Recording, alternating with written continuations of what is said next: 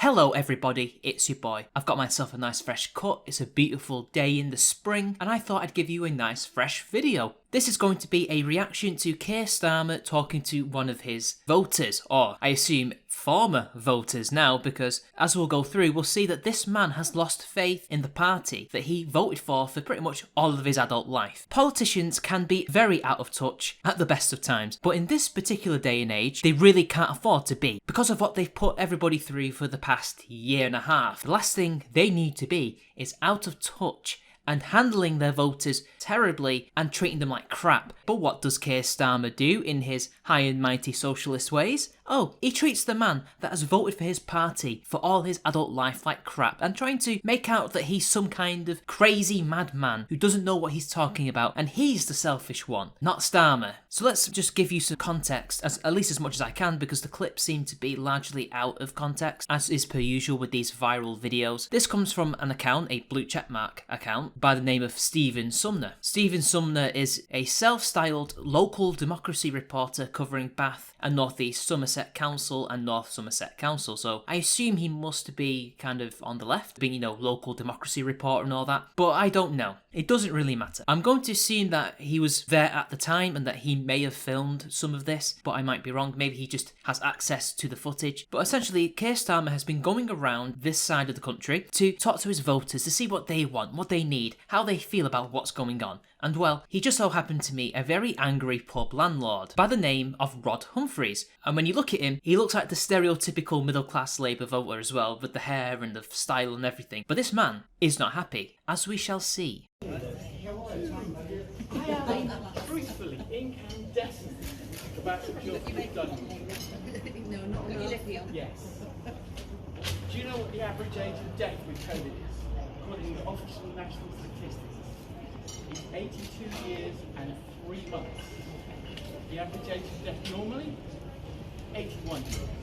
So the video starts off with him talking about statistics in regards to the COVID deaths. I guess what must have been happening was they were discussing the virus, how it works, and the reasons why the opposition and government agreed to the lengths that they went to combat the disease. Britain went to full-on lockdown, not just once, but essentially 3 times. None of the things that he's saying is wrong. That is true. The average age of a COVID death, at least in the UK, is 82. So does that mean that young, healthy people from the ages of 18 to about 60 deserve to be locked down, unable to work, unable to do things that they want to do in their own free time? No, it's ridiculous, as Sweden proved. Do you understand that we have fucked our economy because old people are dying? Do you see this graph? The last time we had this much death was 2008. He has his statistics there. He's prepared for this. He must have prepared. He must have known that Keir Starmer was coming to his local community, and I guess he wanted to have a chat with him if he managed to find him. And lo and behold, he comes to his pub. I believe it was Starmer that approached them first, and he had his stuff ready for him. I'm assuming, I might be wrong on that. The economy is completely fucked. We're knee-deep in debt, we're borrowing money constantly to pay for people's wages, small businesses have gone out of business, so there's not as many businesses making money in the economy, and with the minimum wage going up this month, this means that yet more small businesses are going to be closing down. He's totally right. That's the British Medical Journal. No.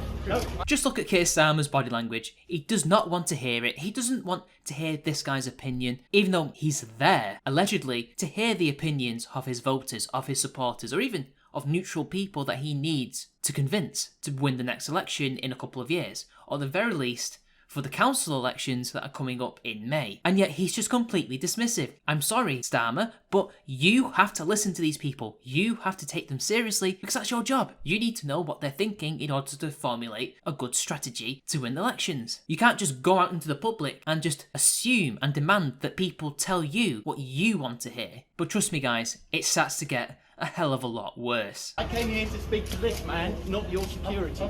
You have failed me. I've been a Labour voter my entire life. You have failed to be the opposition. You have failed to ask whether lockdown was functioning. There's a car just behind. Can we just... Do you understand? Can we go in? Thousands of people have died because you have failed to do your job and ask the real questions. I disagree with him because it's not the fact that they didn't question the government. They always question the government. In fact, Labour for the past couple of years have been nothing but the most questioning Labour government ever. Starmer was, if anything, the one who was pushing the government to do the things that the Tory government would later on do. Anytime Boris or any government official would say something that's vaguely liberal, Keir Starmer would be the first amongst many Labour MPs and other opposition MPs to decry that. For example, when we were originally going to go for herd immunity, who were the ones saying that we shouldn't do it, we should lock down? Not just the British public, where there were plenty of people, arguably the majority, arguing for this, saying that you ought to kill pensioners. It was Starmer and his ilk. What he should have said to him was, you should not have jumped the gun and argued for this lockdown. You should have said, well, let's just wait and see what the data says. Let's see what's happening in other countries apart from the worst cases and plan accordingly. And also look at our own situation, which they didn't do. They fearmongered to get the lockdown that they wanted. That's what he should have said, but unfortunately he didn't. Well, I am telling you now, and I hope this goes out, you have failed this country. You have seriously failed.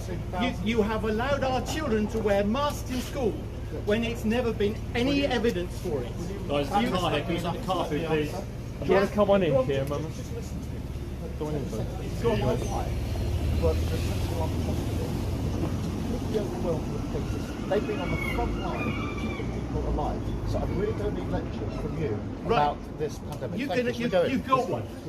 The cheek of Starmer to do that, to use the NHS and other so-called frontline and essential workers as a bat to hit this man with, and then to say, oh, I don't need a lecture from the likes of you. This is one of your constituents. Well, I assume he will no longer be one of your constituents because you didn't handle him in a tactful way. You should have been more diplomatic. Instead, you're trying to get out of the argument because you don't want to hear what this man has to say. Well, I'm sorry, but when you go around and you tour Britain to hear what your constituents and other people who may not be your constituents but you want to be, you have to put up with their opinions. This is akin to Gordon Brown touring, I think it was the north of England. He was somewhere in the north, maybe in the south, and this woman was talking about her fears about immigration and her concerns, and then in private, unbeknownst to Gordon Brown, his microphone was still on, he called her a racist behind her back. And that cost him the 2010 election, potentially. Only he's doing it to the person's face. And then this soy boy here, who's meant to be his security detail, trying to lecture him again. Like, I'm sorry, but he's not there to talk to you. Things did get heated at one point, with a now famous viral meme happening.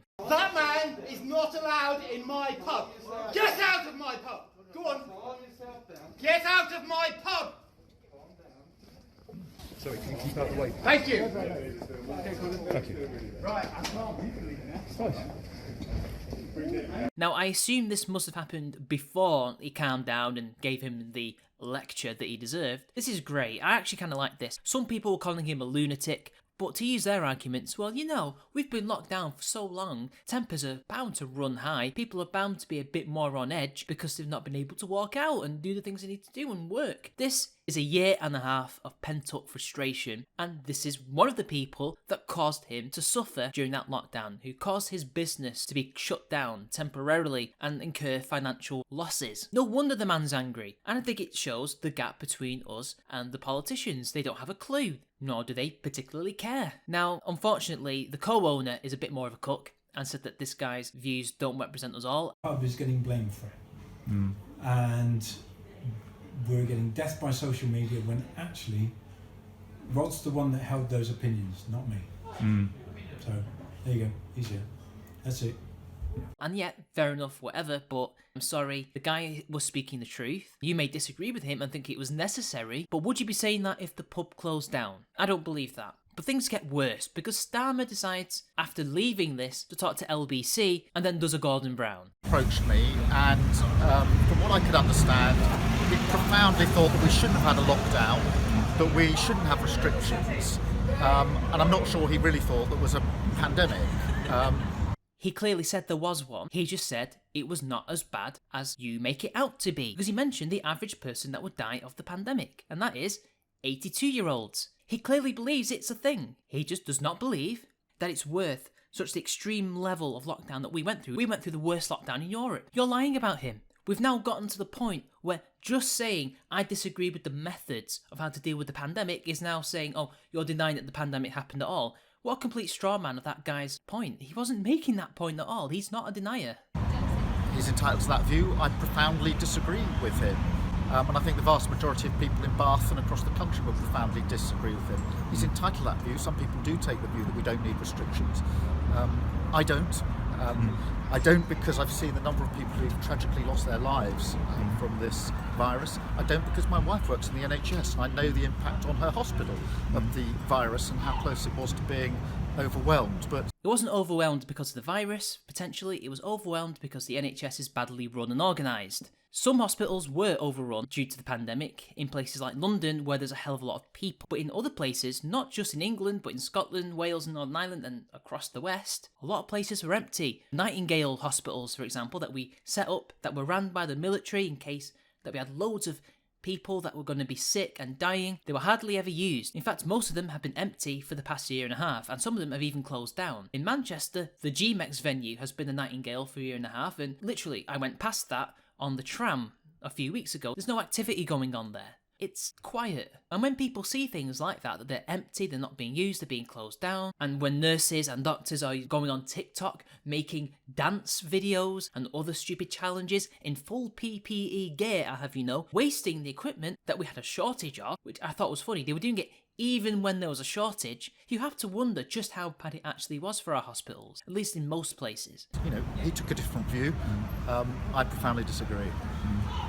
And so He can say that he profoundly disagrees, but the fact of the matter is he's just lied about this man and treated him terribly in public. And he's come across as an absolute coward. And as a result, hashtag get out of my pub was trending and Starmer actually ended up looking worse. And it's pretty clear that because this went viral, and because this situation went viral, it's pretty clear that the vast majority of people may not agree with you, Starmer. Maybe it is a majority, but is it a vast majority at this point? I don't think so. But anyway, I'm going to end it there, guys. Until next time, I'll see you all later.